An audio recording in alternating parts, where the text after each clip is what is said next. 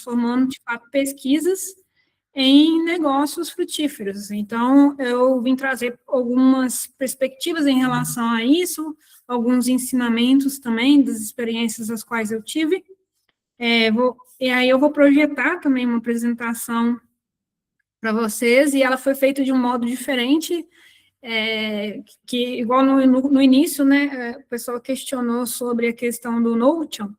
O Notion, ela é uma plataforma que você pode utilizar de diversas formas para poder otimizar seu dia a dia, desde organizar a empresa até fazer um projeto de pesquisa acadêmico. E como eu sou embaixadora do Notion, que é uma empresa americana no Brasil, então eu estou trazendo esse benefício do Notion, 3 meses grátis, com os agentes de inteligência artificial para auxiliar e automatizar ali nas tarefas do dia a dia, de forma gratuita, não precisa inserir nenhum cartão de crédito, nem nada assim, é simplesmente para aproveitar o benefício, e caso acabar os 3 meses de gratuidade, fica a critério da pessoa assinar ou não o Notion, que custa cerca de R$61 por mês, mas aí você não perde o que você fez no Notion, mesmo se você não virar para o pago, né, no caso. E aí eu vou também, né, me apresentar para vocês, né, falar um pouquinho de mim, para vocês me conhecerem, e espero, né, que essa palestra seja muito útil, né, para todo mundo, para que a gente tenha bastantes aprendizados durante esse momento. Então, eu vou só projetar aqui, rapidinho, um minutinho só.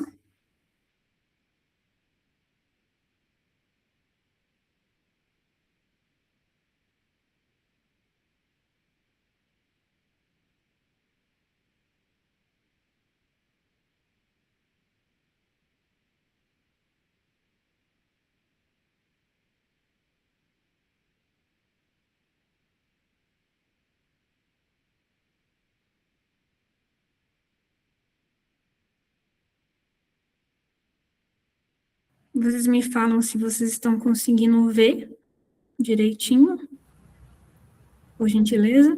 Sim, está dando para ver a transmissão. Beleza.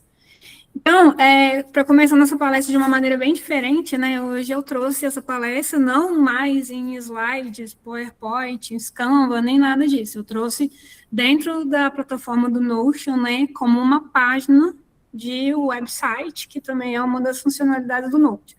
Então, para esse palestra em especial, eu criei um hub, e dentro desse hub vocês vão encontrar diversos benefícios também, links de leituras, artigos, treinamentos que vocês vão ter acesso depois, que eu vou disponibilizar, essa página ela vai ficar online, e vocês vão poder usufruir do conteúdo que está dentro dessa página, depois com calma, acessá-las quantas vezes vocês precisarem para utilizar no dia a dia, no desenvolvimento de um negócio. Então, eu vou deixar depois essa página para vocês, né? E vocês vão poder acessá-las com mais tranquilidade pós-palestra. Então, agora eu não vou ver vocês mais, mas eu vou continuar aqui. Então, hoje a gente vai começar, né, falando justamente, né, do paper ao produto, né? Então, a gente criou aqui, né, dentro dessa plataforma, para vocês verem e poderem acompanhar, né, esse Hub Premium, né, que é, no caso, falar um pouco, né, da trajetória da Quimera, né, que é uma Deep Tech biomédica, e dentro dessa plataforma vocês vão encontrar o Keynote, material complementar, Showcase, laboratório de inteligência estratégica também para vocês utilizarem no dia a dia de vocês, e esse é um site que vocês vão poder entrar quantas vezes vocês quiserem, que eu criei para a palestra. Então, falando um pouquinho de paper, né, do paper ao produto, que é o grande desafio hoje, né, dentro da academia, né, a nossa palestra, ela tem como tema aí, do paper ao produto, as estruturas invisíveis que transformam ciência em negócio. E o que quase ninguém ensina sobre Deep Tech, mercado, regulação, narrativa e infraestrutura científica. E um ponto muito importante da gente pensar é que boa ciência não garante impacto, né, porque o mercado ele remunera infraestrutura, integração e capacidade de execução. E o que quer dizer isso? Muitas vezes uma pesquisa ela pode ser maravilhosa, do ponto de vista científico, mas se ela não tiver uma aderência com o que o mercado exige, dificilmente ela vai conseguir ter sucesso e virar um produto com alta capilaridade de vendas, né, de fato modificando a vida das pessoas interessadas ali. E aí, eu falando um pouquinho de mim, né, eu sou a Lídia Souza Silva, eu sou CEO da Quimera Biotecnologia, eu sou pesquisadora, né, tanto na Universidade Federal de São João do Rei, Campo Centro-Oeste, Dona Lindu, aqui em Divinópolis, sou Builder Notion, né, que eu desenvolvo plataformas e desenvolvo estruturas, igual essa página que vocês estão vendo aqui, dentro da Notion. Estou como embaixadora da Associação Brasileira de Startups, né, que já tem 15 anos no Brasil, depois até indico vocês que conheçam, né, a associação, porque ela dá todo o suporte para quem quer desenvolver uma startup no Brasil, e todo o apoio político e também regulatório. E já mentorei mais de 100 startups de Deep Tech. Nós vamos falar um pouquinho, né, sobre, dentro da plataforma aqui, explorar os bastidores de Deep Tech. Então, aqui vocês vão encontrar 18 sessões estruturadas, alguns frameworks, cases, links diretos e uma biblioteca que eu criei também para vocês. E um ponto que a gente tem que pensar muito importante é que ciência sem mercado, ela vira PDF, né? E mercado sem ciência vira marketing vazio. Então, o que isso quer dizer? Ambos têm que andar em consonância, ambos têm que andar em conjunto. A ciência, ela tem que enxergar resolução efetiva, né? Então, ela tem que ser direcionada para um problema real. E o maior desafio, muitas vezes, é a gente procurar qual o problema real que o meu produto pode resolver. E aí eu vou explicar um pouco disso também. Eu participo de alguns ecossistemas, né, da UFMG, da Embrapi, da FAPEMIG, a Biominas, a BNDES Garage e o Sebrae Top 1000. Aqui vocês vão ver que a gente tem aqui um sumáriozinho que vocês vão encontrar depois, poderem olhar com calma. E aí eu vou falar um pouquinho para vocês de algumas coisas que são importantes, por exemplo, né? A gente vai falar dos fundamentos da mecânica invisível, né, do mundo Deep Tech e a tese e fechamento, né? Então, aqui vocês depois vão poder encontrar uma leitura individual, né, um workshop expandido para que vocês possam utilizar isso como ferramenta no dia a dia, né? Criei também aqui para vocês um glossário, né, de siglas e termos técnicos para quem ainda não tem conhecimento na área. Eu acho que é muito importante. A partir do momento que eu me disponho a dar uma palestra, que eu deixe os meios para que vocês possam conhecer de fato o que cada palavrinha, o que cada sigla significa e como essas siglas aparecem no dia a dia científico, no dia a dia de mercado. Então, vocês sempre vão poder consultar quando tiverem dúvida ou ouvirem alguém falar alguma coisa relacionada. E dividir em partes, então tem o regulatório, tem a parte de mercado, então a parte científica também, que tem algumas pessoas que não têm tanto conhecimento, né, tanto acesso a esses termos que são muito técnicos, então aqui tem todos esses pontos, né. E também eu coloquei os meios de fomento, né, que muitas vezes as pessoas perguntam, como eu vou financiar a minha pesquisa? Mas, para além de financiar a pesquisa, como eu vou transformar a minha pesquisa em um produto? Então, a gente tem hoje um ecossistema de fomento, né, que a gente chama de recurso não dilutivo, onde que não tem que se dar parte da empresa, muito grande no Brasil. Então, eu coloquei aqui alguns atores, né, desse ecossistema.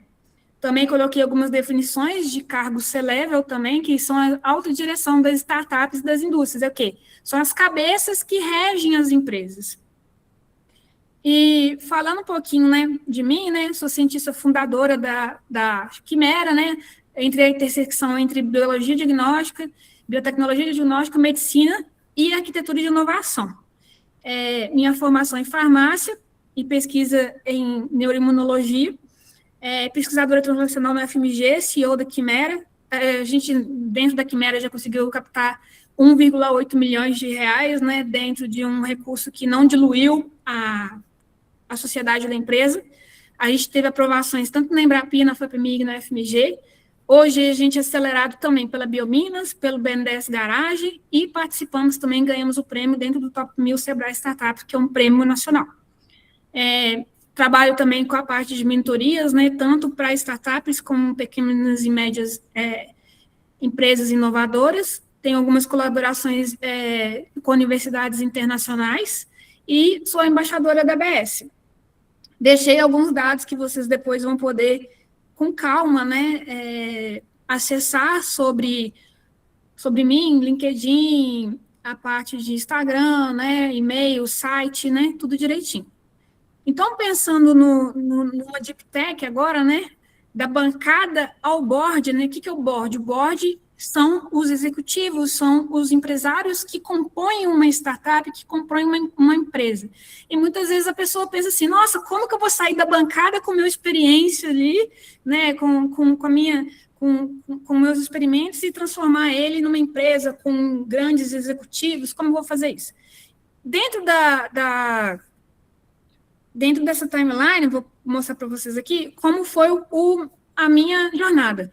Então, minha graduação é em farmácia, com imersão em pesquisa básica, e aí na pesquisa eu tive contato, né, com a pesquisa translacional, neuroimunologia, no FCJ. A partir, dentro da instituição, a gente, né, desenvolveu a startup, ainda não era uma empresa constituída, com CNPJ, mas ela tinha uma tese diagnóstica que foi criada dentro da sala de aula, dentro de disciplinas, né, optativas de inovação tecnológica. Isso é muito importante, a gente, às vezes, não dá muita trela, né, para as disciplinas optativas, mas elas podem mudar a vida da gente. Durante o desenvolvimento da startup, depois que ela virou uma empresa com CNPJ, a gente participou, né, foi captar justamente para transformar essa tecnologia, essa pesquisa, né, acadêmica em um produto. Então, nós conseguimos, né, submetemos na FAPEMIG e conseguimos captar o recurso e também tivemos aderência dentro da Embrapi, e aí chegando a esse valor de mais de 1,8 milhões. Dentro do ecossistema, então, é sempre importante participar desse ecossistema.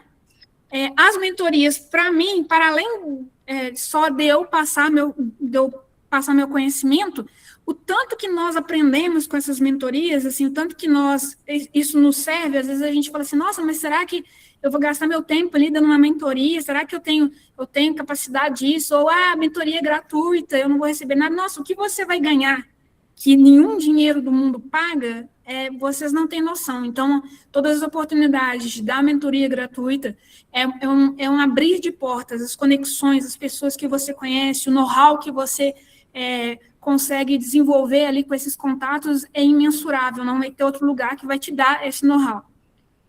Dentro desses desenvolvimentos de pesquisa, eu tive contato com professores fora do Brasil, que outro ponto importante para quem está na graduação aí é fazer o ResearchGate, né, que é uma rede social de pesquisadores, e o professor, que ele chama Mark Suman, ele é um professor da Universidade de Nicósia, no Chipre, e ele tem mais de 9 mil publicações. Ele publica em nível global. Ele achou o meu perfil, né, lá no ResearchGate e gostou do meu perfil, da minha atuação, e me convidou para poder trabalhar com ele em artigos científicos, trazendo dados de saúde pública do Brasil. Então, assim, que dia que eu imaginei que um simples perfil, né, no ResearchGate iria me proporcionar isso. Então, eu indico que todos façam, que sigam pesquisadores, sigam os trabalhos, analisem ali, comentem, compartilhem os trabalhos de outros pesquisadores que vocês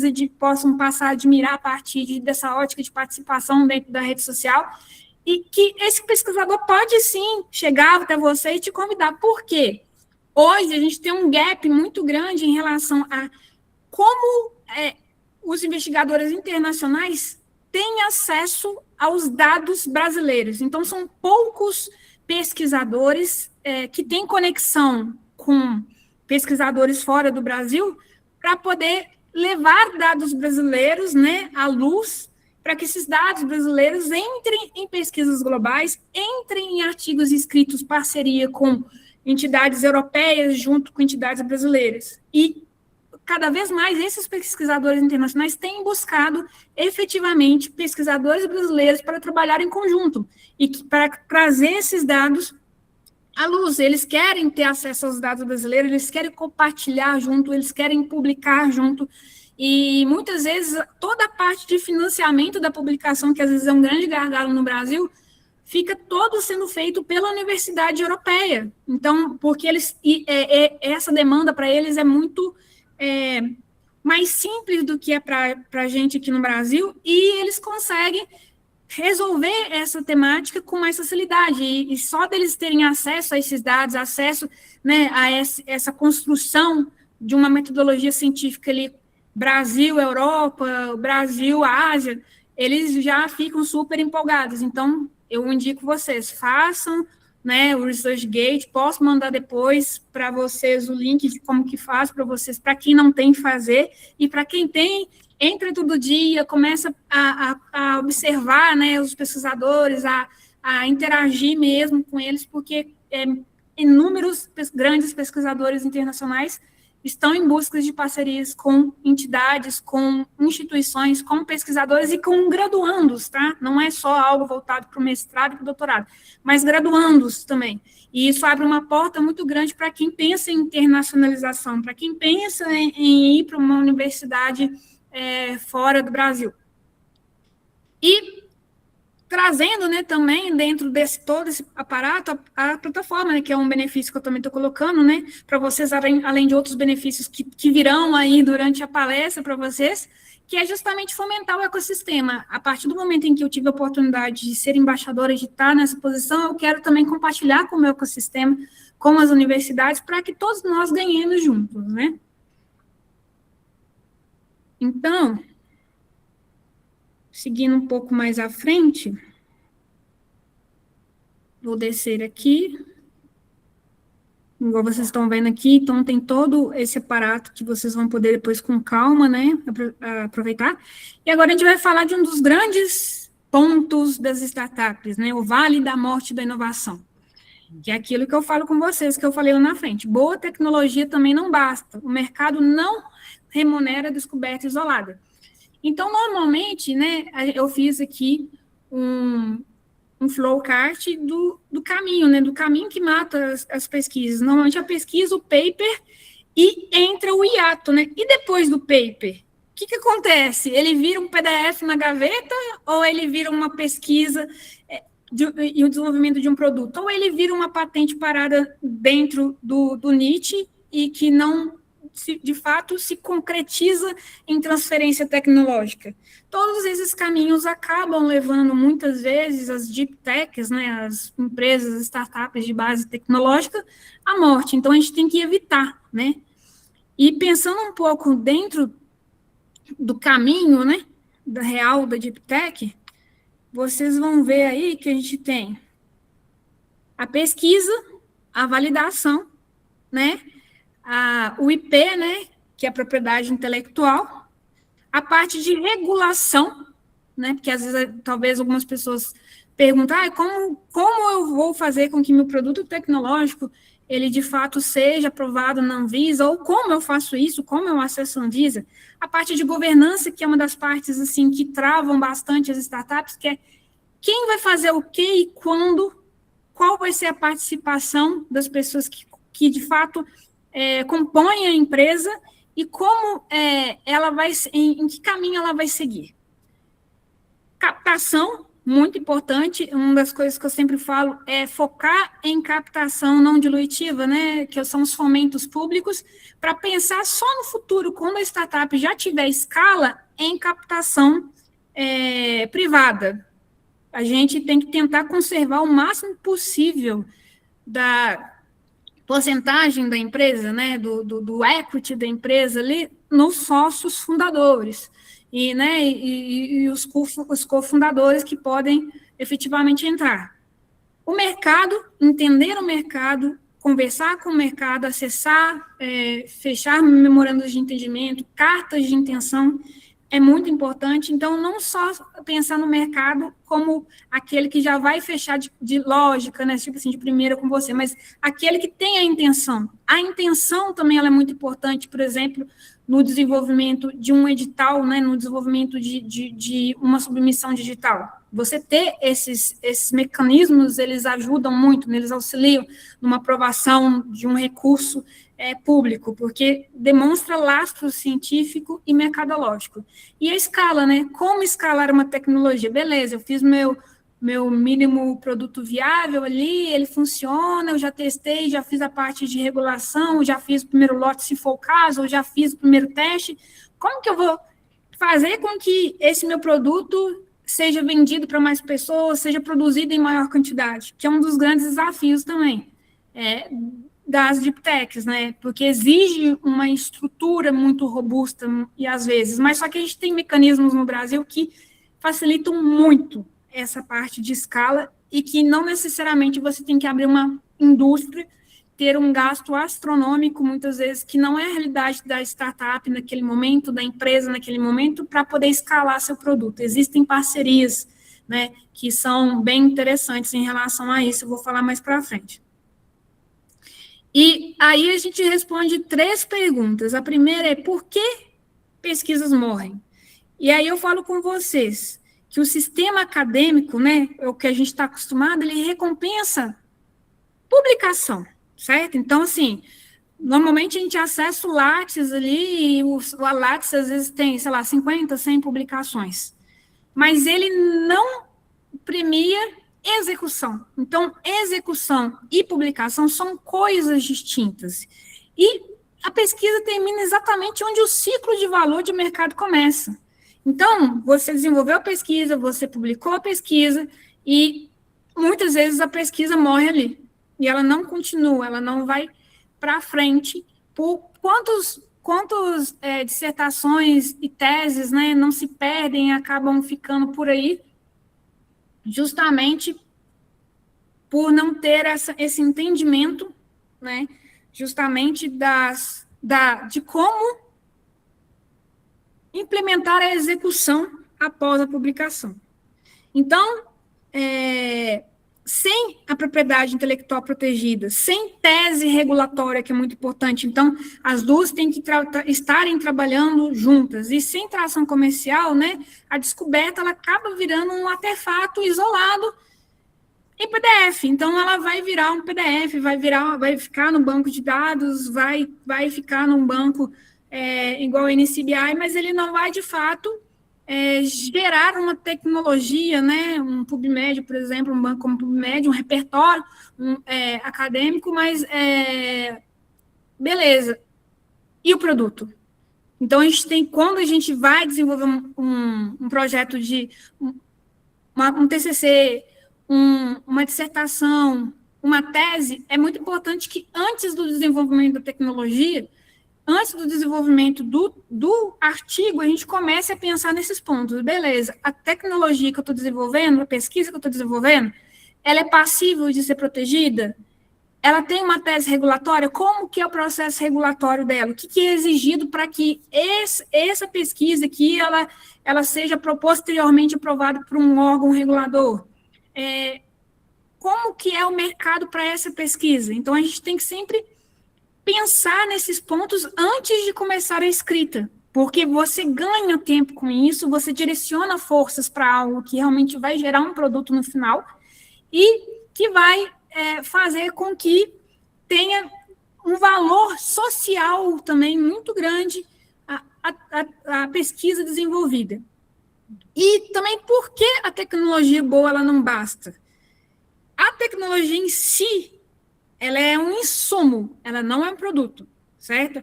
Então, o mercado ele paga por evidência de impacto. Primeiro ponto, qual o impacto que a sua tecnologia tem na sociedade, na economia, numa empresa maior? Por exemplo, você é uma startup e você vai desenvolver uma tecnologia específica que vai atender uma biofarmacêutica, por exemplo, que produz medicamentos aí que a gente utiliza no dia a dia.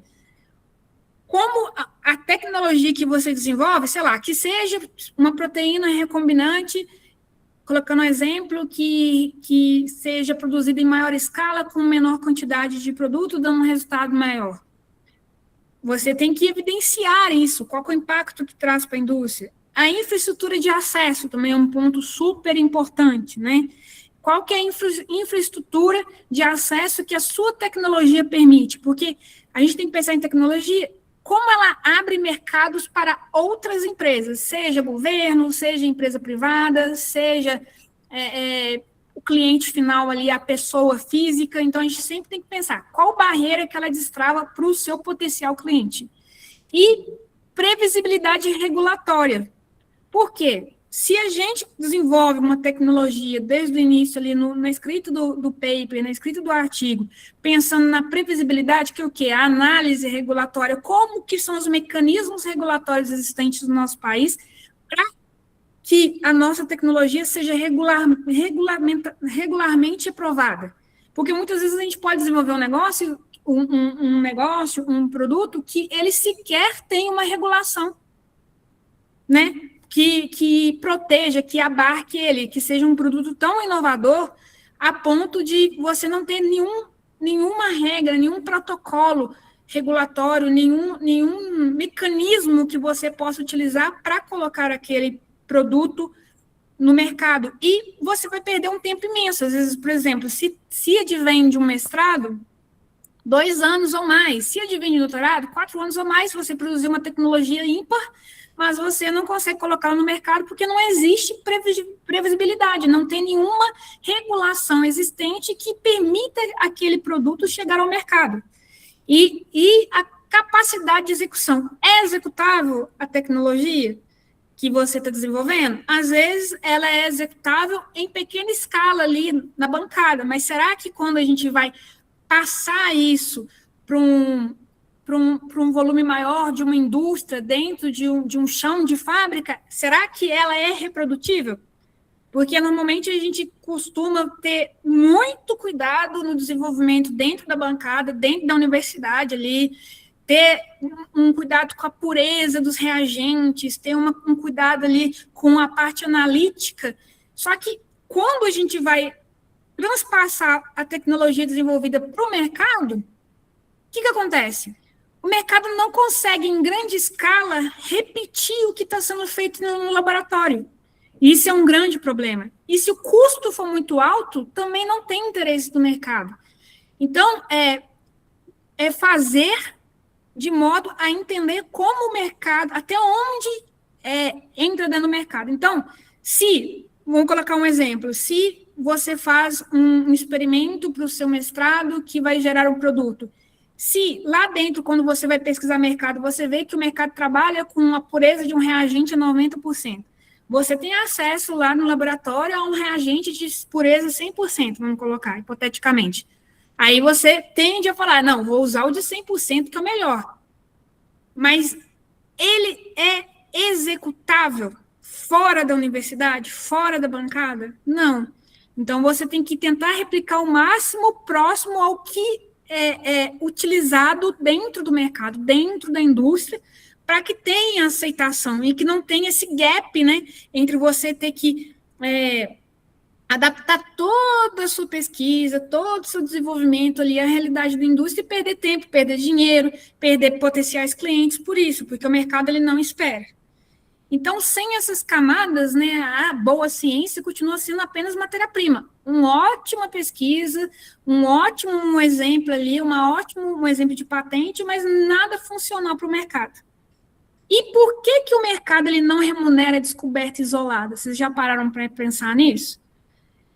Isso é muito interessante, porque o mercado ele precifica resolução de dor cara, não novidade científica. E esse é um ponto muito importante, porque às vezes a gente fala assim, nossa, um pesquisador ele fica 15, 20 anos da vida dele ali empenhado, né, com todo o mérito claro em desenvolver uma tecnologia inovadora ali, única, só que quando ele desenvolve, ela não resolve nenhuma dor. Ela não é algo que o mercado vai absorver com rapidez. Ele é algo que vai ter que o mercado ser criado para aquilo. Ele não é uma dor imediata. Não existe um comprador. Então, você tem que... Imagina o trabalho, o esforço, a energia que você tem que desprender para transformar o seu produto, a sua pesquisa, o seu produto ali, a sua tecnologia em algo interessante, em algo que motive, de fato, o investidor, o edital, né, o mercado em si, a pagar aquilo, a absorver aquilo. Então, por quê? Porque ele não resolve nenhuma dor, vai ter que criar uma dor. Vai ter que criar uma dor. O mercado não quer criar dor, ele quer resolver as dores que já existem. Então, assim, e normalmente são dores caras. Então, um dos pontos que a gente tem que ter na cabeça é que sem comprador definido, sem reembolso e sem cadeia de evidência, no caso da clínica, que eu coloquei um exemplo aqui, não existe fluxo de caixa associado à descoberta. E isso é para todas as startups de todos os segmentos, seja para o agro, seja para a parte industrial, seja para a parte de tecnologia voltada, por exemplo, para a inteligência artificial, voltada para automação, seja para a área que for. Sempre a gente tem que pensar em não desenvolver uma descoberta isolada, mas sim desenvolver algo que esteja ligado com uma dor real do mercado que esteja acontecendo naquele momento. Por isso que mídias, às vezes a gente fala assim, mas eu não gosto de assistir a Globo, estou colocando exemplo, a Globo às vezes, sei lá, é tendenciosa, ou eu não gosto de ler um jornal no Estado de Minas, sei lá, eu gosto de ver outras coisas. Mas é importante, por que é importante? Porque às vezes você vai ver, semana passada, Fantástico, por exemplo, dando um exemplo para vocês, saiu a notícia que os planos de saúde estão sofrendo um rombo de milhões de reais devido a tratamento de autismo, né, que está tendo uma certa fraude ocorrendo ali, né, por parte dos psicólogos, né, das clínicas ali. E aí, quando você vai ver lá, ele te mostra o tamanho do mercado. Ele chega e fala, 65 milhões de reais, por exemplo. Eu não lembro agora ao certo quanto que é o valor, mas é um valor muito alto. Para que você vai ficar procurando mercado futuro? Você já tem seu mercado. Seu mercado é esses 65 milhões que estão sendo perdidos em fraude. Como que você pode resolver esse problema? Como que a sua pesquisa, como que a sua startup pode resolver esse problema? Colocando dentro de um exemplo de problema. Se a gente for pegar no nosso país, quantos problemas não ocorrem? Que a gente pode... E que já tem mercado certo, já tem o valor ali, o dinheiro sendo dado, entende? Então, é ter essa visão. Então, é muito importante que a gente esteja ligado com essas informações cotidianas que muitas vezes passam despercebidas da nossa atenção. E para aprofundar nisso, né, eu coloquei alguns links que vocês vão poder acessar depois, que é sobre o Vale da Morte da Biotecnologia, né, que é um artigo da Nature, alguns artigos do NIH, né, e sobre o programa de pesquisa translacional, alguns reportes da McKinsey. A McKinsey, ela é uma grande empresa que ela faz todas as análises de mercado. Então, é muito importante que vocês também sempre leiam esses relatórios, coloca na inteligência artificial, se for o caso, se não entender a linguagem, utiliza os mecanismos que existem hoje em dia, que são vários. Agora, a gente está num momento muito bom, né, que a gente tem acesso a vários mecanismos. Então, assim, eu sou da época que, quando eu estava ali no ensino médio, estava começando o acesso à internet, então a gente ainda não tinha um acesso amplo, né, e muitas pessoas não tinham, era internet de escada ainda, na minha casa na época nem tinha, então assim, a gente tinha que ir para lan house, pensa, hoje em dia todo mundo no celular consegue resolver a vida.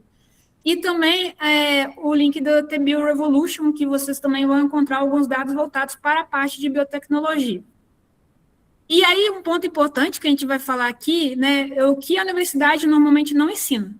Não são todas as universidades. Temos universidades no Brasil que têm uma estrutura maravilhosa e que conseguem, de fato, passar esse ensinamento para os alunos, para os pesquisadores, de forma estruturada, e temos que bater palmas para essas instituições, porque elas estão sendo disruptivas. Mas eu coloquei aqui, né, para vocês, 15 estruturas invisíveis que decidem se a ciência vira negócio ou se vira paper esquecido.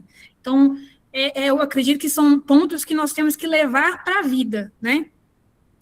E aí, falando um pouquinho, né, quais que são os pontos que muitas vezes nós não aprendemos na academia? A parte de TRL, né, que é justamente a escala, que ela é de 1 a 9, que ela traduz a maturidade técnica do risco percebido da tecnologia, né? O investidor, ele lê o TRL, né, que é o Technology Readiness Level. Então, é o nível de tecnologia ali que está sendo desenvolvido. Onde que ele está? Está no início, está no meio, está no final, já está entrando no mercado, já está escalando. E aí, um exemplo é o TRL3, que é a prova de conceito, que é normalmente aquele momento ali que a gente está ali na universidade, ali no final do doutorado, e que a gente, às vezes, vai fazer uma pesquisa em outra universidade ali para poder ampliar mais o escopo ali das análises. Então, e criar uma prova de conceito que seja patenteável, por exemplo, para gerar uma patente, né, que vai ser fruto do doutorado. Ou o TRL6, aí ela já extrapola o doutorado, que é justamente um piloto industrial. Claro que existem hoje universidades que já direcionam, né, para um piloto industrial em muitos locais do mundo, e aqui no Brasil nós temos algumas universidades que trabalham também direcionando para a indústria no desenvolvimento dessa tecnologia. E um insight super importante é que o TRL ela é narrativa de risco, não medalha técnica, tá? Então, um erro que eu vejo muito no pitch é a pessoa colocar, nós estamos no TRL 5, como se aquilo fosse algo assim, uma medalha, porque ela chegou no TRL 5. Não, aquilo só para o investidor ele ler assim, então o risco já está reduzido, ali ele já está no meio do caminho, mas ele tem que atravessar o Vale da Morte, que é entre os 5, 6 e o 7 ali, mas ele já reduziu bastante o risco, porque ele já fez validações. Então, não quer dizer que você comparar uma startup que tem um TRL 3 e um TRL 5, vai falar que a TRL 5 é melhor. Por quê? A análise ela é muito individual. A gente não pode comparar, por exemplo, uma startup de biotecnologia que esteja no TRL 5 com uma startup voltada, por exemplo, para aplicativos com venda em pagamento mensal, que está no TRL 5. Então, são riscos diferentes. Então, a gente tem que ter muito cuidado na utilização do TRL e ter consciência que ele simplesmente passa para o investidor o quê? Ele passa para o investidor que é uma redução de risco atual da empresa, da startup. Outra coisa muito importante, né, que muita gente ouve falar nesses eventos de inovação é sobre cap table, né, que é a estrutura de capital.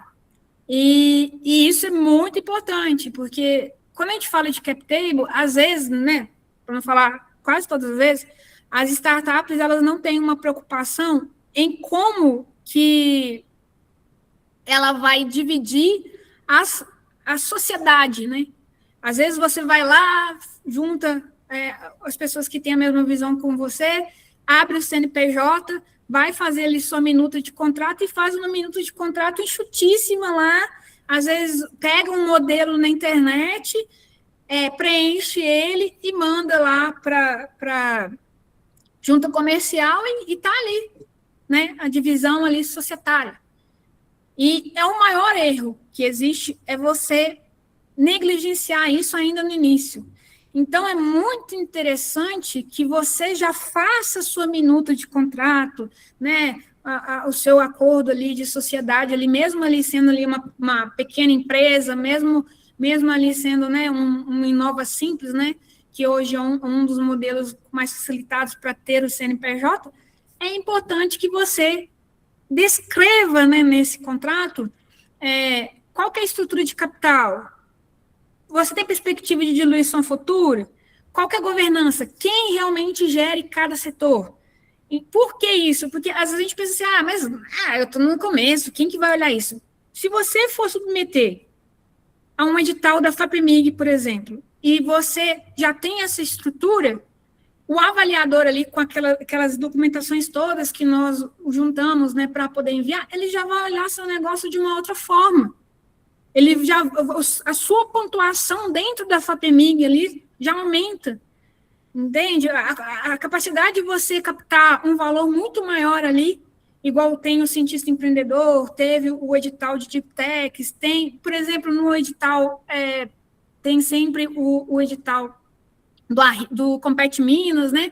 Também, se você apresenta, né, esse modelo, né, modelo seu de sociedade ali, aquele que a gente manda para a junta comercial, já completamente estruturado, nossa, você sai na frente, você consegue captar um valor, você passa, de fato, conhecimento da estrutura da sua empresa, você passa previsibilidade, o mercado pede isso, o investidor pede isso.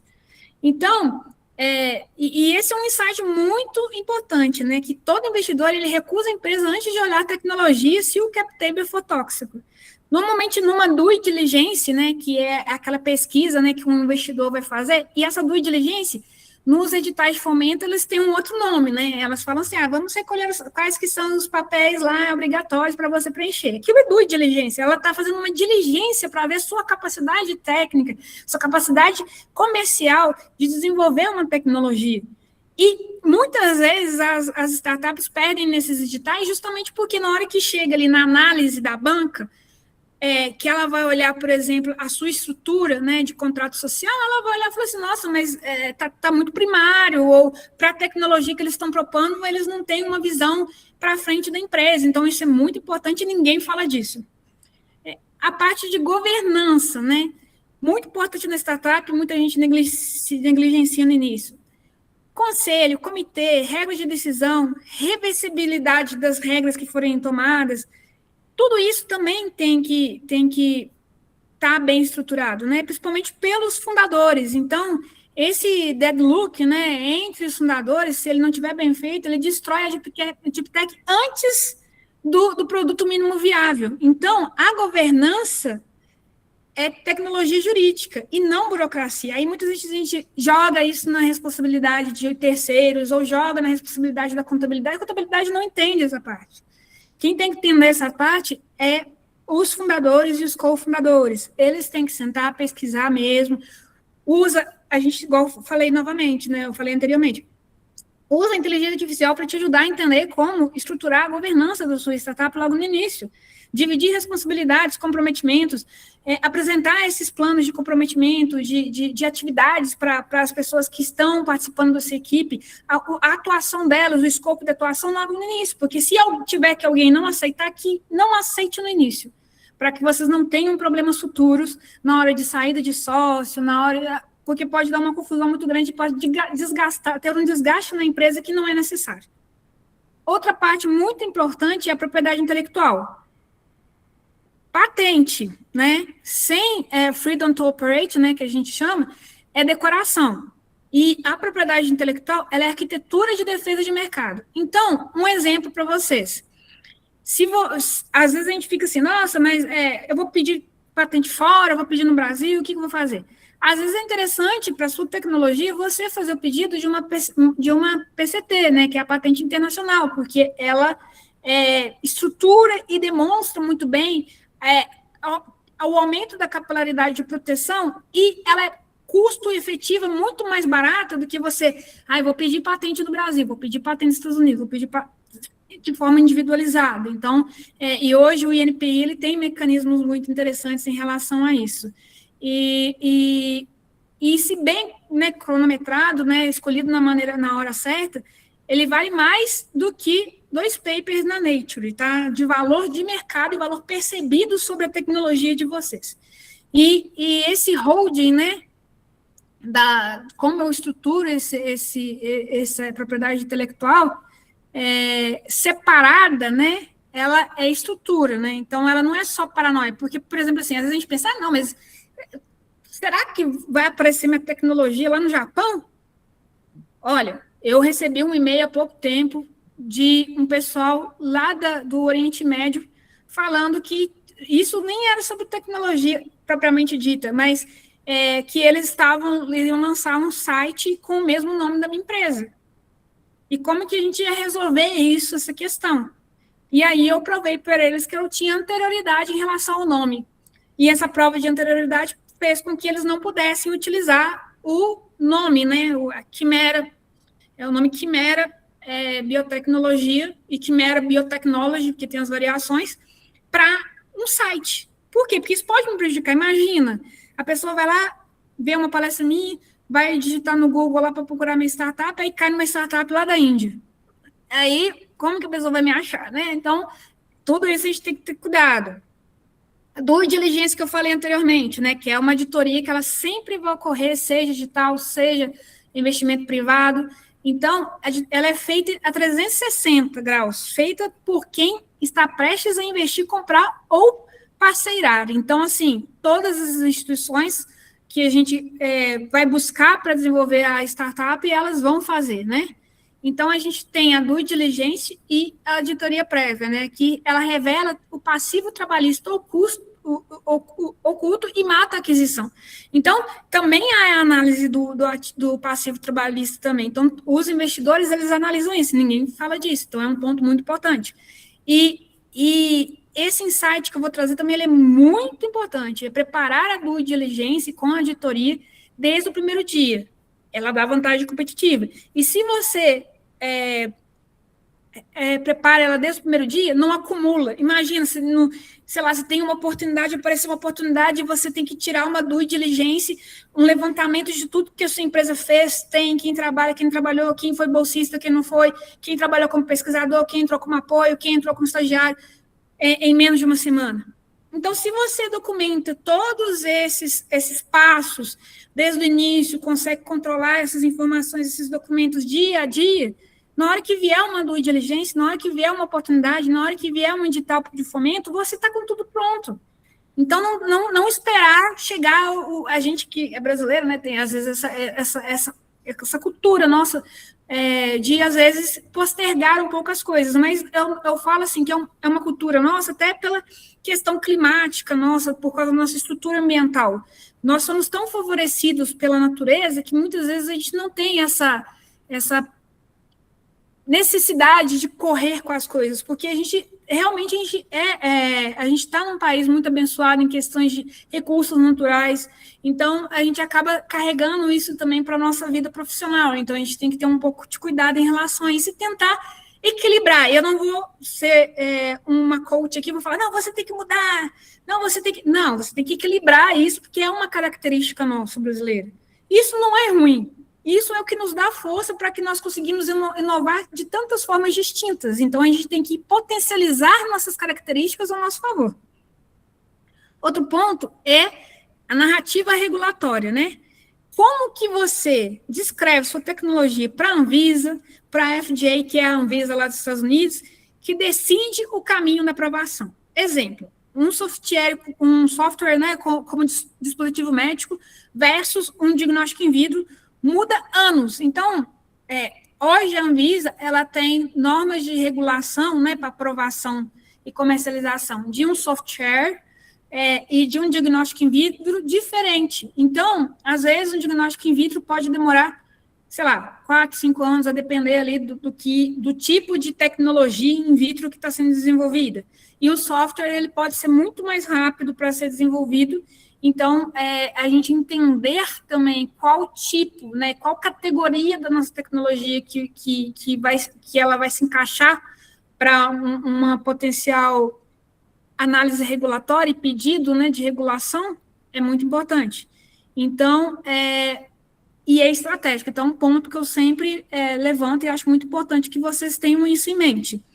Outro ponto que a gente também, muitas vezes, às vezes, não aprende na universidade é a modelagem de mercado, né? Que é o TAM, SAM, SOM. Então, a gente tem o TAM como mercado total, o SAM atingível e o SOM capturável, né? Como fontes auditáveis e premissas declaradas. Por exemplo, o TAM, né, que é o mercado total, é o mercado global de saúde, por exemplo, né? Se você coloca lá no seu TAM, o meu TAM, o meu mercado total é o mercado inteiro, igual eu coloquei aqui, do mercado global inteiro de saúde, porque meu produto é para saúde. Nossa, desiste. O investidor ele não vai investir, porque ele fala assim, mas onde? Onde dentro desse mercado aí? O mercado é enorme, tá? Em qual categoria? Quando você vai pesquisar esses mercados, você vai vendo que eles vão se diluindo em N categorias, em N caminhos diferentes. Então, você tem que ter a visão de qual é esse mercado de fato global. E, no final, quando você faz essa análise estratégica, você vê que o mercado ele é grande, óbvio que o valor em dólares, por exemplo, ele é grande, mas perto da sua análise inicial de mercado global de saúde, ele é pequeno. E, por ele ser pequeno, ele é mensurável, ele é analisável pelo capital de risco, né, que é normalmente um investidor ali, principalmente os investidores privados. Então, a gente tem que ter muito cuidado isso e não se apegar àqueles relatórios que a gente acha na internet lá que o povo cobra R$3.000 lá para a gente, né, para poder dar um relatório lá sobre o mercado. Não se apega àquilo lá é só para fazer gastar dinheiro. Usa os dados que aparecem nas notícias, porque esses dados aí, eles são reais, eles são do mundo real. Analisa o seu mercado a partir de um problema real que está acontecendo ali, que já está te mostrando qual que é o tamanho do mercado. Outro ponto, a leitura digital. Cada edital tem subtexto político e técnico, certo? Então, o que acontece? Não é sobre a sua tecnologia, a sua pesquisa ser boa, mas é sobre o que a FAPEMIG quer ouvir, o que a FAPESP quer ouvir, né? Então, assim, quem lê literalmente ali e acha ali que não tem que levar em conta essas premissas, acaba se perdendo no meio do caminho. Um exemplo é a Embrapi, por exemplo, ela paga por TRL 3 a mais. Aí quer dizer o quê? Ela só vai investir na sua startup se você tiver lá na prova de conceito ali. Então, ela vai colocar, para vocês terem uma ideia, na minha startup, ela investiu R$989 mil.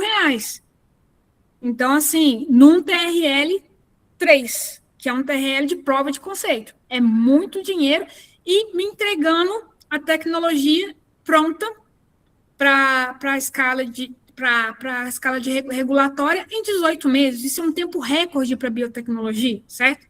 Agora, a FAPEMIG, se eu for escrever a minha proposta ali, porque eles sempre pedem para escrever lá a proposta, né, escrever sobre o que é essa tecnologia, qual o impacto dela, você se apegar muito ao TRL, suponhamos que sua tecnologia esteja num TRL muito mais avançado, um 4, 5, ou sobre a visão tecnológica do seu produto, do seu potencial produto ali, ou da sua pesquisa, a FAPEMIG não vai ter interesse, porque ela quer ver o impacto em Minas Gerais. Tá? O que a sua tecnologia hoje que você está propondo resolve problema no governo, resolve problema na cidade de Belo Horizonte, resolve problema na cidade de Uberlândia, de Uberaba, problema local aqui. E, normalmente, ela coloca isso nas entrelinhas, porque ela coloca, por exemplo, assim, desenvolver uma estrutura de independência tal no estado de Minas Gerais. Não. Está lá. Então, você vai construir a narrativa e construir a leitura do edital a partir disso.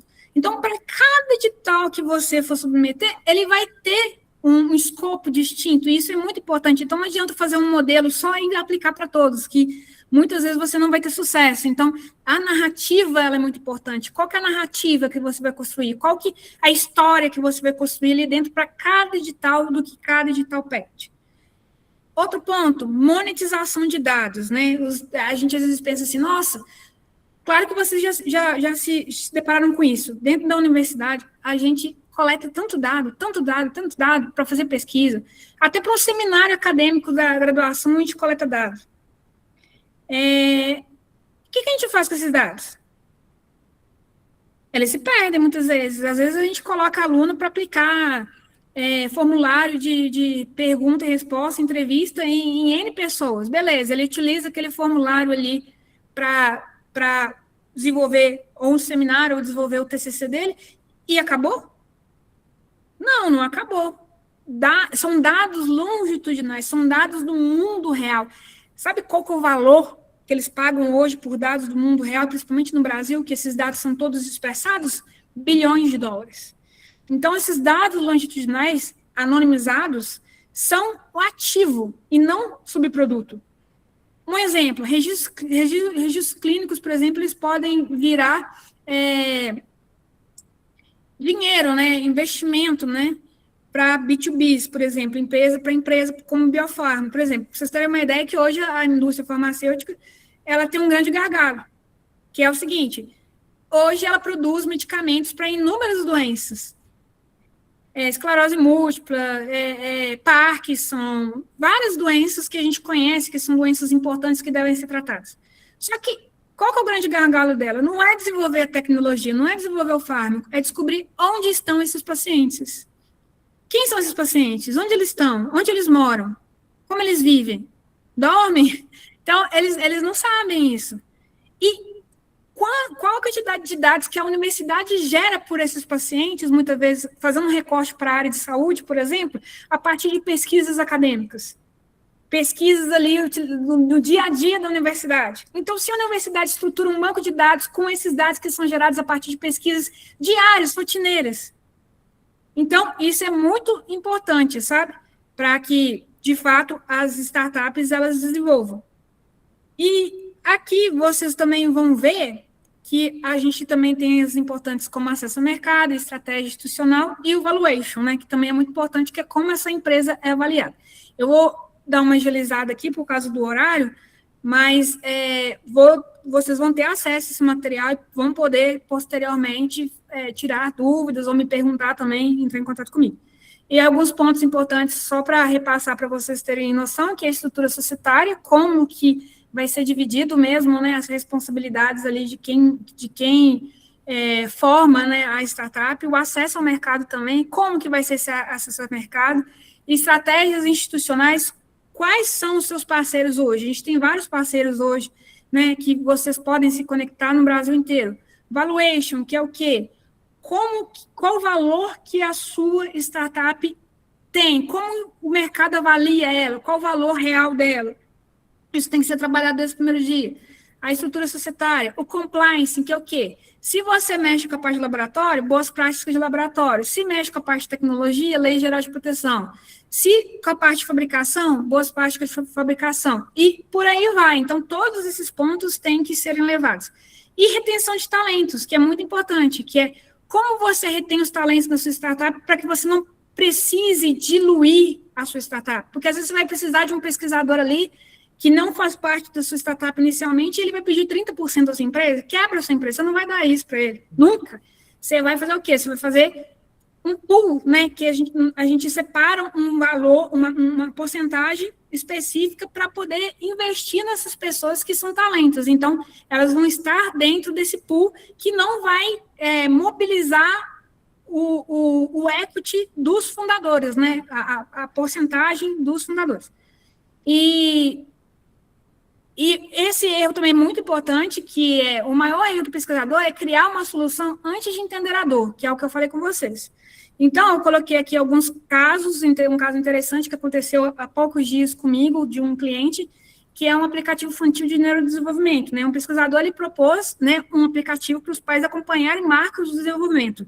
Ninguém compra. Por quê? Porque o produto aparente não é ativo, e ele não chegou.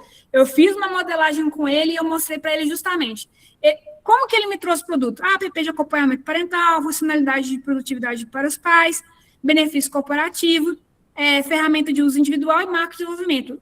Como que eu trouxe para ele? E com o aplicativo dele, juntado a uma plataforma, ele consegue fazer um monitoramento longitudinal de neurodesenvolvimento populacional, dados anonimizados monetizáveis para a biofármaca e para operadoras de saúde, redução de custos assistenciais de judicialização de saúde suplementar, inteligência epidemiológica preditiva para gestores públicos e triagem precoce de TEA, prematuridade tardia e atraso de motores, do aplicativo que ele só tinha visto essas funções anteriores. Então, pensa, tudo depende do modo como a gente olha e como a gente olha para o mercado, a gente tem que conhecer o mercado.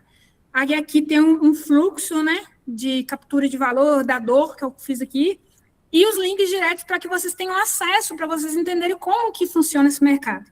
E também sobre o mercado já existente. O mercado não é interesse. O mercado é dinheiro já sendo perdido, tá? Então, você tem que focar no dinheiro que já está sendo perdido.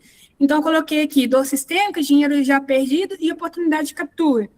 E aqui eu coloquei alguns pontos também de vazamentos financeiros, né? Que são alguns pontos que podem ser potencial mercado. Vazamento financeiro, ineficiência operacional, judicialização, custos públicos assistenciais. Então, vocês têm que focar nisso.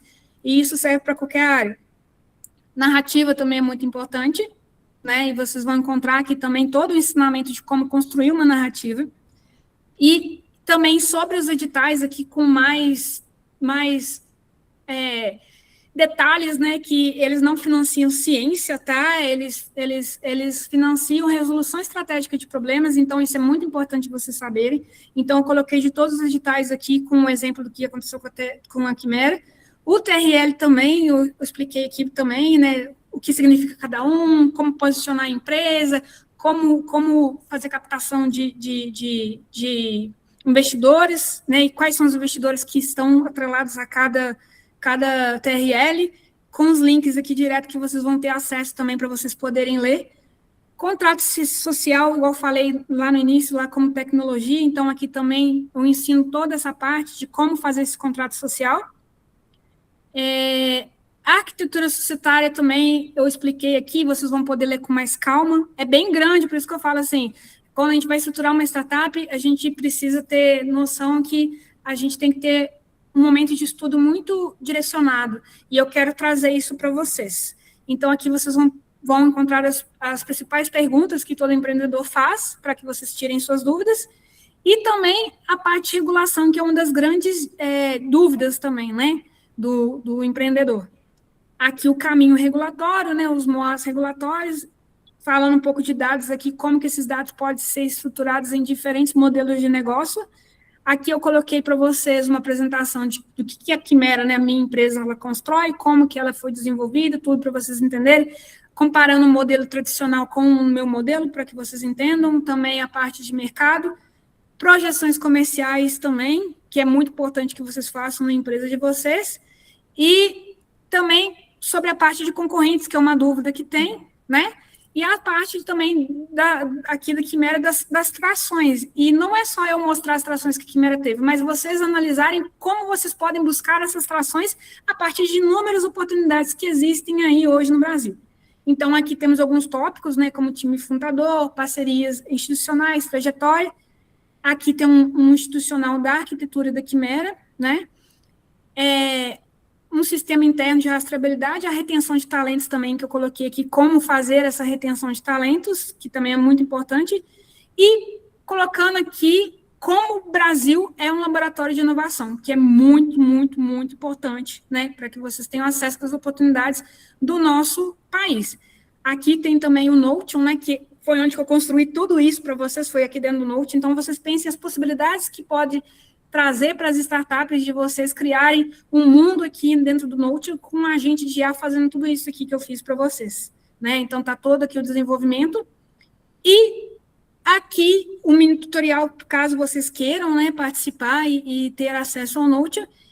E o encerramento, e embaixo aqui vai ter todos os materiais extras de exploração. Então, vocês vão encontrar aqui todos os materiais, com os links, os sites, as notas, né, para que vocês possam ler com calma, de todo o material criado aqui, especialmente, né, para essa palestra e para os ouvintes, né, e que estão, espectadores que estão aqui nessa palestra. Então, abro agora, né, para perguntas, caso vocês tenham. Depois, com mais tempo, nós podemos marcar outras palestras para poder dissertar, né, mais dessas todas as etapas, mas espero fortemente que auxilie vocês nessa jornada tão importante que é a jornada de empreendedorismo científico.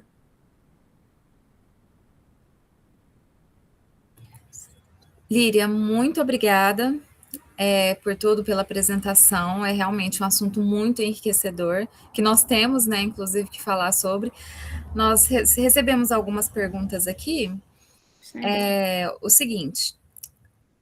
Líria, você poderia falar de maneira geral qual é o produto da sua empresa e qual a dor de mercado sobre a qual vocês atuam, só para auxiliar na compreensão dos exemplos, por favor. Certo.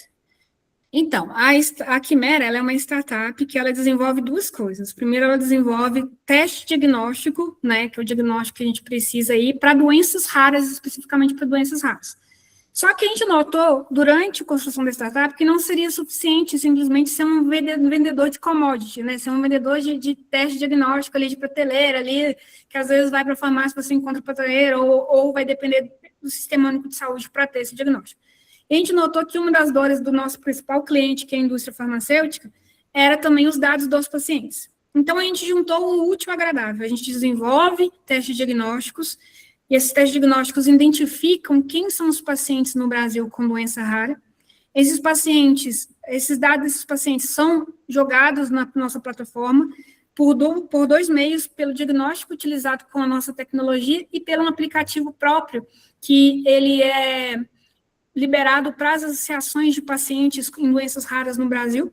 Então, todos os dados desses pacientes vão sendo imputados ali, então a jornada deles, né, desde o diagnóstico e todo o dia a dia deles é registrado, e também do diagnóstico físico, e esses dados, eles são o quê? Eles são comercializados, claro, com todo, né, filtragem, regulação correta, para a indústria farmacêutica, para que ela possa gerar evidência que seja suficiente para que ela consiga vender os medicamentos dela. A gente está falando de medicamentos de até 16 milhões de reais, tá?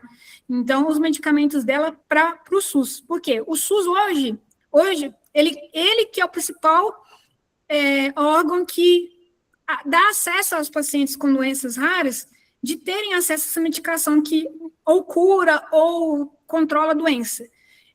Só que ele só incorpora, né, ele só compra essa tecnologia e distribui ela, por exemplo, nas farmácias de alto custo, né, somente se saber quantos pacientes existem, quem são eles, onde que eles estão no Brasil. Então, hoje as indústrias farmacêuticas, a Roche, a AstraZeneca, elas não têm esse dado brasileiro.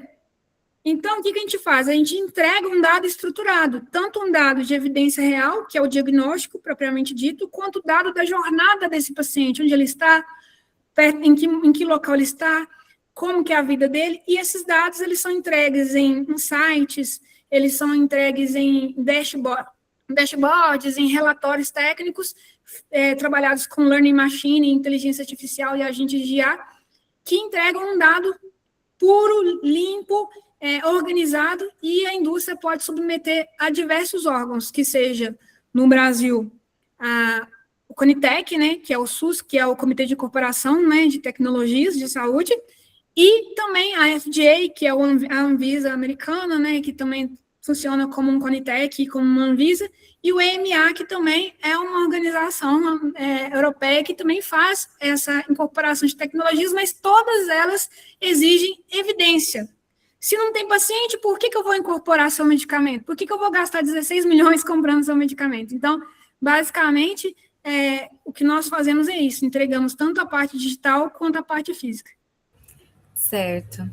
Nós temos uma outra aqui que fala o seguinte: para pesquisas desenvolvidas em instituições de ensino, a patente do produto é dividida. Não fica só no nome do pesquisador. Como conciliar isso com a criação de uma startup?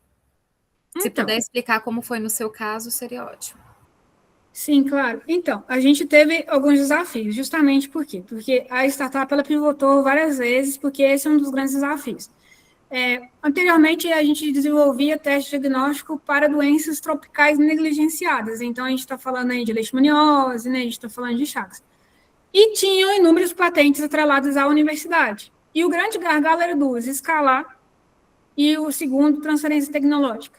Então, o que a gente decidiu nesse momento? A gente viu que ia demorar muito tempo para a gente entrar no mercado, e também depois de fazer uma análise de mercado, a gente viu que não teria capilaridade de trabalhar com um diagnóstico dessa natureza.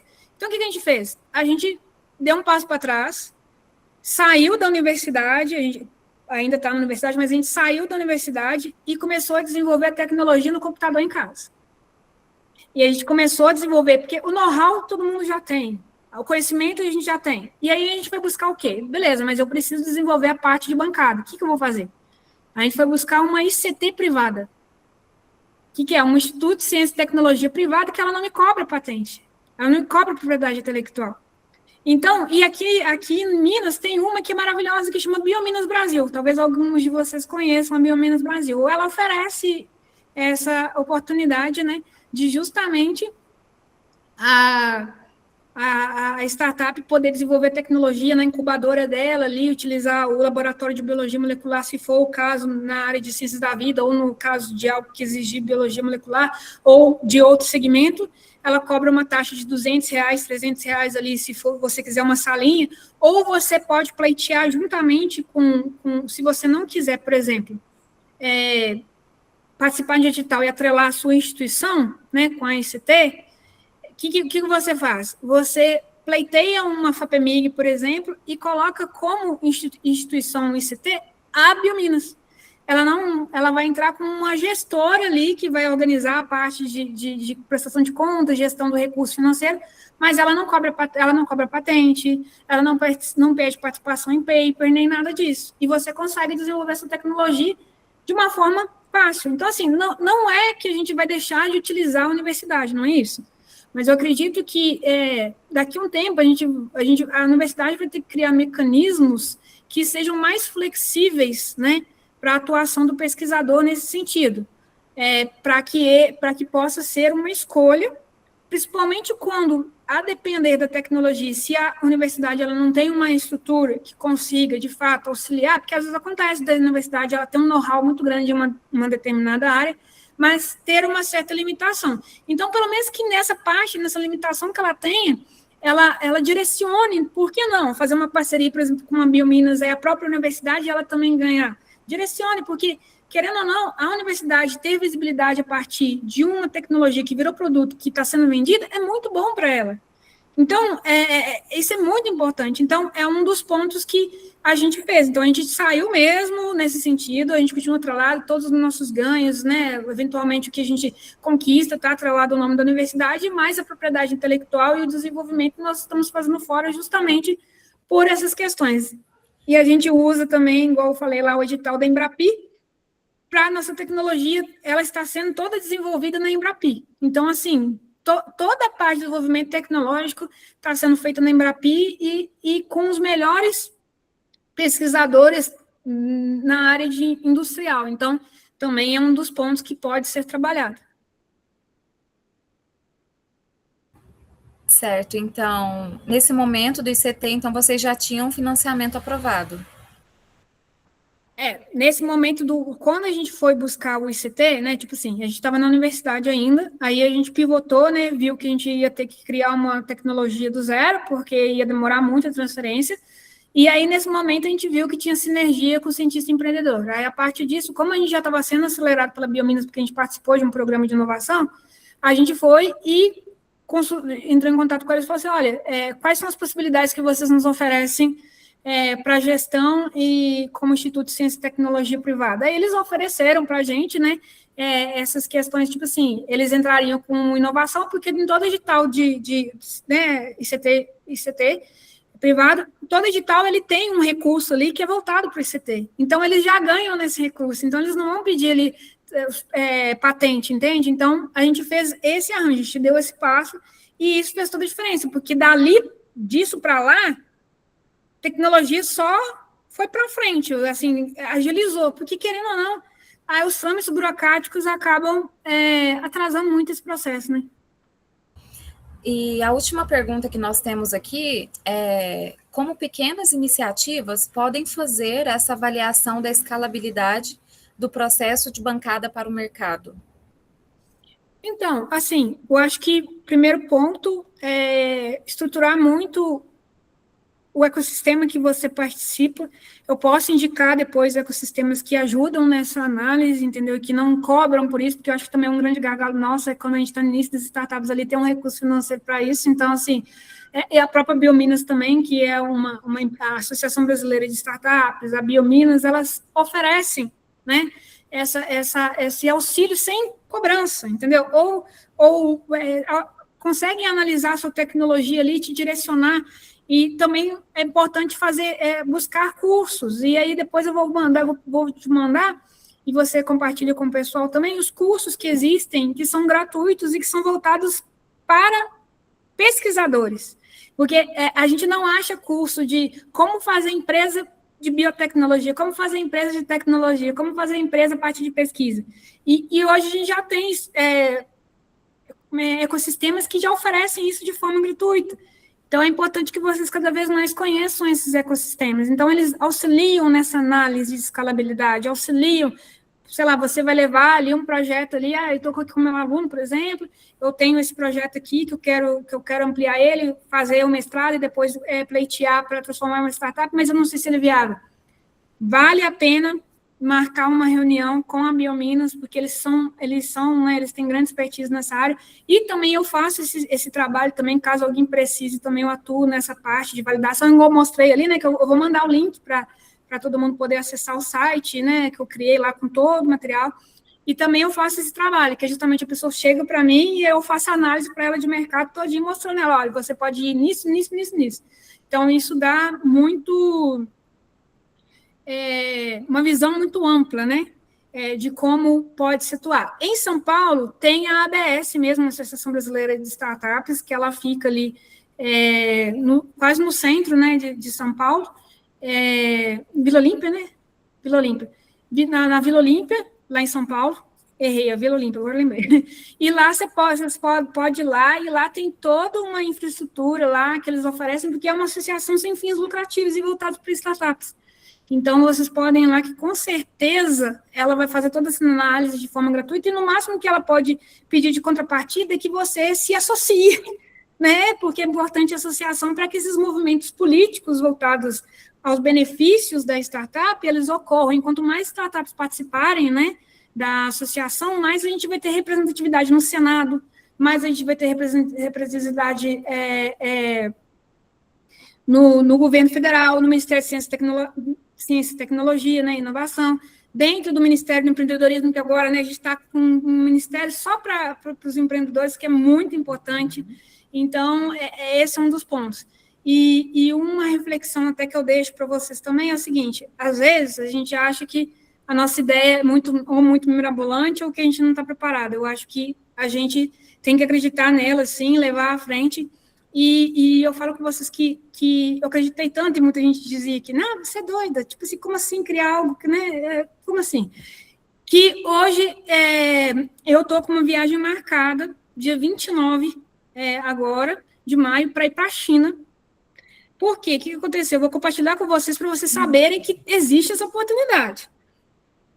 A minha startup foi selecionada pelo governo federal como uma startup estratégica nos acordos bilaterais entre China e Brasil. Então, e como vitrine tecnológica, então nós vamos para a China, dia 29, a gente vai para Xangai e vai para a Universidade de Ningbo, para ficar 15 dias lá, para poder fazer acordos de entendimento, memorandos, além de treinamento em inteligência artificial, para escalar com menor custo as startups aqui no Brasil, e também trazer o aprendizado desses 15 dias na China para os empreendedores brasileiros. Então, eu espero depois encontrar vocês novamente e trazer o conhecimento que eu adquiri lá para passar para vocês, porque eu acho que a gente ganha quando a gente ganha junto. Não adianta só eu ganhar, só eu ter sucesso. Né? E um ponto muito importante é que os ministérios envolvidos com essa ação são o Ministério da Ciência, Tecnologia e Inovação, o Ministério da Igualdade Racial, que ninguém está olhando para o Ministério da Igualdade Racial, vou xingar todo mundo, porque todo mundo pensa assim, não, é só, sei lá, só fazer mais movimento social. Não é, gente. Não é. Tecnologia e inovação, ela está olhando para as startups que têm membros, pessoas pardas, pessoas ciganas, pessoas quilombolas, pessoas indígenas e pessoas pretas, negras. E toda startup que tem, e diversidade também, pessoas PCD que tem na sua formulação como startup, tem oportunidade de pleitear possibilidades enormes, igual a gente tem, né, tipo assim, na nossa startup, a nossa tecnologia é voltada para a população, dessa doença específica para a população negra. Então, a gente está entregando uma tecnologia que é voltada para a população negra, que é uma doença rara que acomete mais as pessoas negras e acomete mais as pessoas asiáticas, então, de origem asiática. Então, assim, a gente foi escolhido, eu simplesmente acordei um dia e tinha um e-mail do Ministério da Igualdade Racial e do Sebrae Nacional falando assim, você foi convidado para ir para a China. Então, assim, e participar do Prêmio Sebrae, porque eu fui selecionada a partir do Prêmio Sebrae, tá? Eu fiquei entre as 1000 ali, não fui para o palco nem nada, só fui lá em Florianópolis e apresentei, e tive a grata surpresa de ser selecionada dentro dessa lista. Então, assim, todas essas oportunidades que a gente fala assim, vou gastar dinheiro, não vou lá, não vai dar em nada. Eu pensei também que não ia dar em nada. Falei, fui lá, tal, beleza, apresentei, acho que não rolou, pensei comigo. Aí, de segunda-feira passada, eu recebi um e-mail, oi, vamos para a China? Então, acho que a gente tem que, sabe, começar a ver esses programas e essas oportunidades de uma outra ótica. E eu não vejo a academia participando. Eu não vejo a academia participando das iniciativas do Sebrae. Eu não vejo a academia participando dessas iniciativas dos ministérios que estão cada vez mais impulsionando as startups para a soberania tecnológica. Então, é mais um ponto que eu coloco para vocês. Presta atenção, passa a seguir no Instagram, Ministério da Igualdade Racial, Ministério do Empreendedorismo, Ministério de Ciência, Tecnologia e Inovação, até o Ministério do Meio Ambiente e Mudança Climática, que eles também estão com editais abertos para startups nessa área. Startups de agro também, aí o Ministério, os outros ministérios voltados para isso também estão com editais específicos. Então, os editais para as startups estão sendo divididos por ministérios. Então, fiquem atentos e sigam todos os ministérios para que vocês possam ter essa possibilidade. Então, a gente tem que olhar todas as possibilidades, né? Líria, por favor, depois me encaminhe, por gentileza, esses links que eu vou mandar por e-mail para o pessoal. Sim. E aí, posteriormente, nós vamos fazer também, como havia combinado com vocês, o sorteio. Nós vamos postar na página da Impulso, tá? Da agência. E nós vamos entrar em contato com vocês e vamos colocar o videozinho lá. Por favor, pessoal, entre... já mandou aí? Eu mandei aqui o link, aí esse aí é o link do material que eu criei todo. Perfeito. E aí eu deixo novamente, né? Porque, tipo assim, vocês viram lá, o que o Note faz? Isso é uma conta gratuita, tá? Uma conta gratuita para vocês verem que, tipo assim, eu vou entrar. Não, e a gente ia fazendo. Não me desculpa falar assim, eu não sei mexer. Não. Escreve lá para a IA, lá, pede ela o que você quer que ela mesmo faça, não precisa fazer nada. Não. Então, é mais uma oportunidade para a gente poder fazer com que a nossa trajetória acadêmica aí fique mais leve, porque é muito dado, é muita informação, é muito paper, então aproveitem essa oportunidade. De fato. Pessoal, então, nós chegamos ao fim do nosso webinar. Eu quero agradecer imensamente a você, Líria, pela participação, por compartilhar conosco tantos conhecimentos, essa experiência com a gente. Obrigada também a todos vocês que acompanharam, que participaram do chat, que estiveram presentes. E esperamos que o conteúdo tenha contribuído com vocês. Jennifer, e, Denise, eu levantei a mão. Pode falar. Rapidinho, antes da gente acabar aí, já que a Líria tocou no assunto da inovação social, e foi um tema que a gente falou hoje, né? De fazer um webinar focando na inovação social. Então, se ela puder indicar alguém para falar para a gente, por favor. Claro. Você conhece para indicar? Não, sim, eu tenho uma amiga minha que ela é ótima, que ela trabalha na parte de empreendedorismo negro e nas inovações dentro do empreendedorismo negro também, que é muito importante a gente levantar essa pauta, né, das inovações sociais também.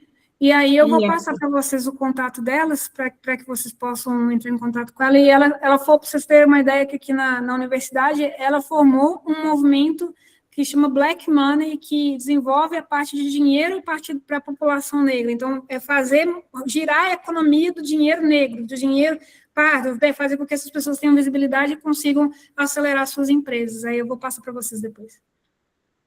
Muito importante para a gente incentivar os pesquisadores da área de humanas, né? Então, a gente tem essa dificuldade. Quando fala de inovação, eles não se enxergam, né, nesse mundo. Então, a gente trazer esses exemplos vai ser muito importante. Muito obrigada, viu? Não, eu que agradeço. O que precisar, eu me coloco à disposição. Parabéns aí pela palestra, foi ótimo. Eu fico muito feliz que vocês gostaram e com certeza, um dos pontos dela também lá é a parte de ciências humanas, sabe? E sociais. Então, assim, que elas até aqui do meu lado aqui também, tá, gente? Mas tudo bem.